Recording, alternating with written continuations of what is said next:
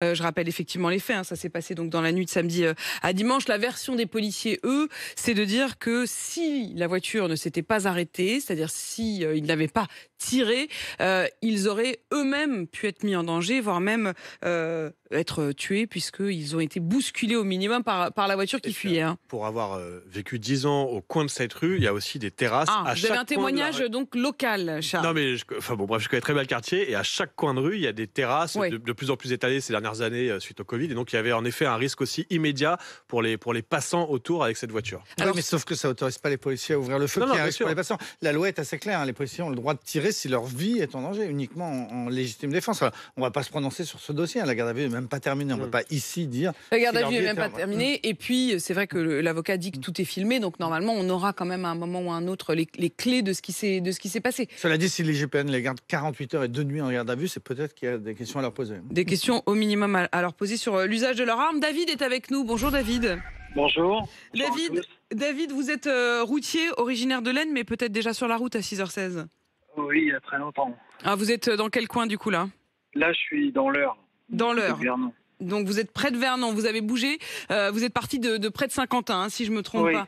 Oui, c'est ça. David, dites-nous, vous trouvez, comme Jean-Luc Bah, Mélenchon, tout que c'est une manière d'avoir fait une forme d'usage excessif, la peine de mort pour un refus d'obtempérer? Voilà ce que dit Jean-Luc Mélenchon. Bien sûr, parce que en préambule, je tiens à dire que il faut bien sûr de la police et de la gendarmerie, sinon ce serait une anarchie. Mais faut pas devenir une police à l'américaine.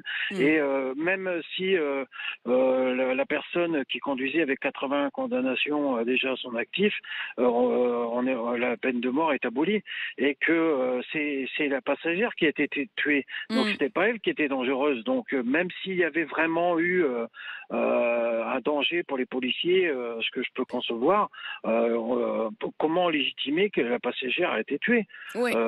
Et on dit que le policier auparavant, dans l'émission de Charles, qui est intervenu, a dit qu'il n'avait pas le droit de faire une course-poursuite en voiture, mais on peut tirer sur des gens. Bien sûr que s'il y a danger immédiat, je peux le concevoir, mais vraiment, et puis de par ma fonction, mon métier de routier, Ouais. de par Vous en le fait croisez- que j'étais dans les stades, il n'y a aucune discussion possible avec eux. Jamais on peut discuter. C'est toujours de la répression dans quoi que ce soit. Je me suis David, fait vous avez casser. l'impression, vous, plusieurs fois, d'avoir été dans cette situation-là? Vous avez été... mais systématiquement. Systématiquement, dès qu'on a arrêté, c'est la répression.